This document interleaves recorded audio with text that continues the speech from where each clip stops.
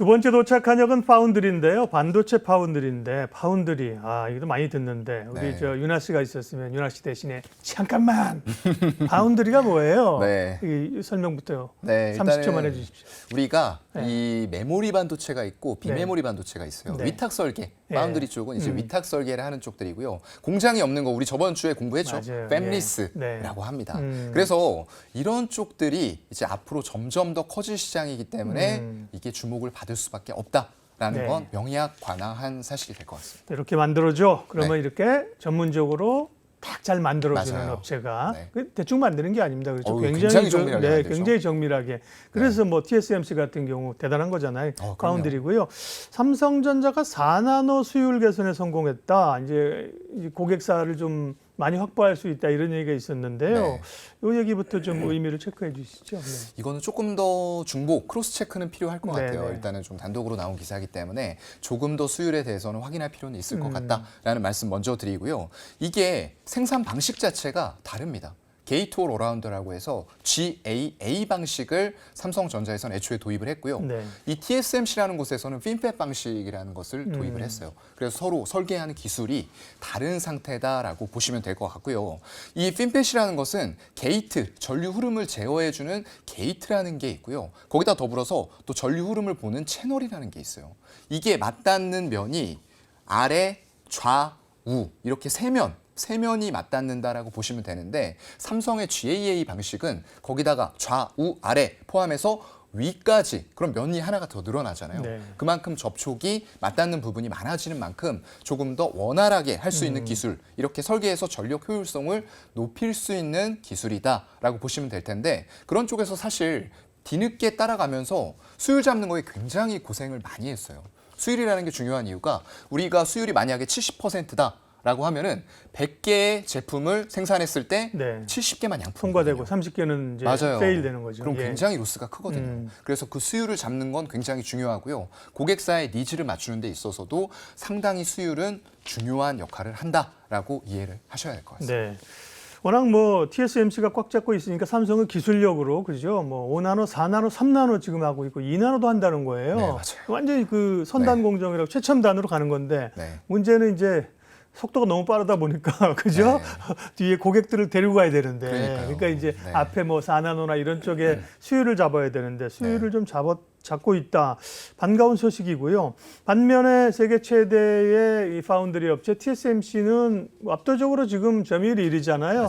근데 이번 분기 상반기 매출이 좀 줄었다는 얘기가 있었습니다. 그럼 그렇죠. 삼성이 올라갔나요?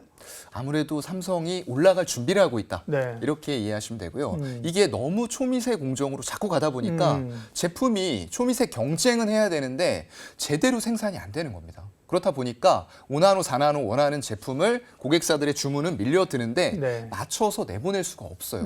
그렇다 보니까 TSMC에서도 그런 애로사항이 좀 있다라고 보시면 될 것 같고요. 일단 10나노 이하 공정에서는 수율 원인이 굉장히 커요. 이걸 원인으로 해서 제품의 출시가 전혀 원활하지가 않아요. 그런 세계, 나노 세계는 그런 세계다라고 보시면 될 것 같고요. 그렇다 보니까 이 고객사가 일단은 지금 애플, 엔비디아, 퀄컴 이런 순으로 해서 차례차례 TSMC 쪽으로 이동을 해버렸죠. 왜냐하면 삼성이 수율 못 잡고 고객사의 니즈를 만족을 못 시키다 보니까 제품이 필요한데 제대로 생산을 못 해주다 보니까 다 이탈을 했었던 거예요. 그런데 지금 7나노 미만의 초미세 공정에서는 TSMC 점유율이 압도적입니다.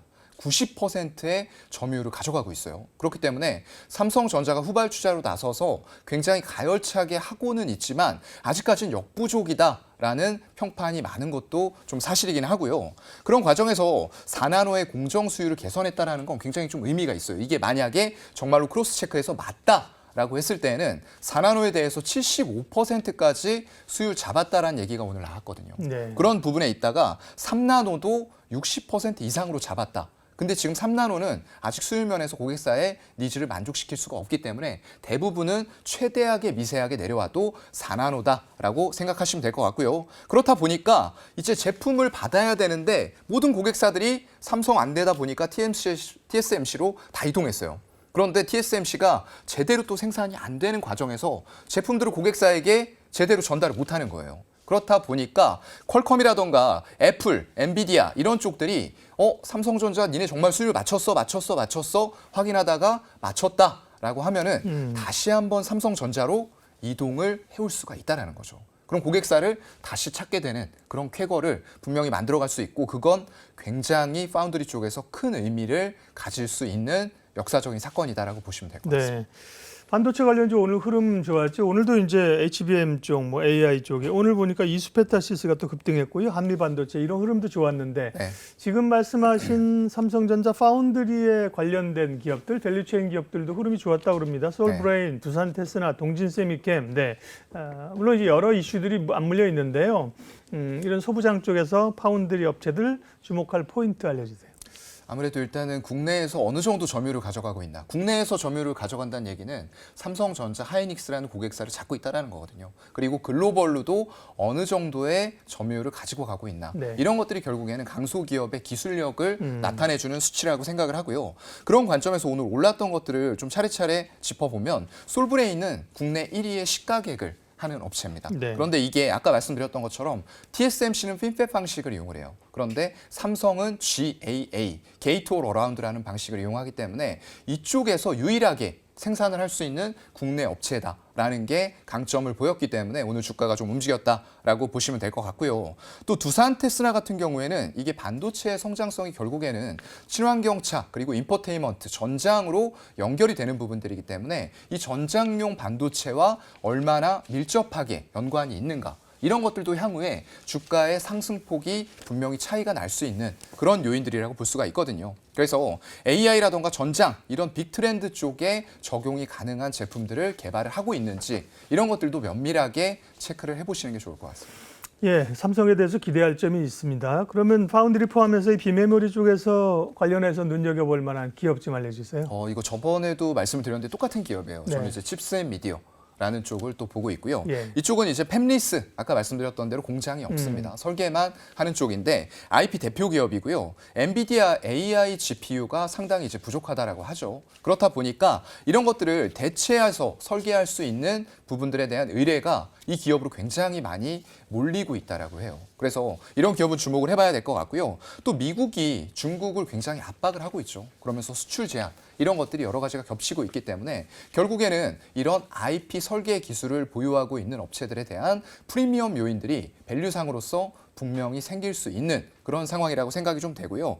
오픈 AI, 챗GPT 요즘에는 약간 좀 식은 것 같아요. 한창 뜨거웠다가 지금 가입자 수가 뭐 몇 개월 만에 네. 1억 명 유치했네. 그런데 스레드가 또 5일 만에 깨버렸죠. 그러게요. 그렇게 되는 상황에서 결국은 챗GPT가 잠깐 반짝해서 나온 거예요. 그렇기 때문에 여기에서 이대로 끝나지 않습니다. 그렇죠. AI의 흐름은 네. 계속 될 거고요. 예. HBM이라고 불리는 고대역폭 메모리도 계속 필요할 거예요. 그렇기 때문에 이런 관점으로 봤을 때 이런 IP 설계 기술을 가지고 있는 칩스앤미디어의 위상은 이런 시대에 더 올라갈 수 있다. 그런 관점으로 보시면 될 것 같습니다. 반도체 소부장 기업들은 뭐 정말 보석 같은 기업이 많습니다. 요즘 그죠? 네, 이들 중에 몇 개는 쥐고 가야 됩니다. 그죠? 맞아요. 네, 그 가운데 오늘은 사연관 차장님은 칩스앤미디어 관심주로 다시 주셨습니다. 사연관 차장님과 오늘 여기까지 동행하겠습니다. 고맙습니다. 네, 고맙습니다. 이로운 경제 채널 EBC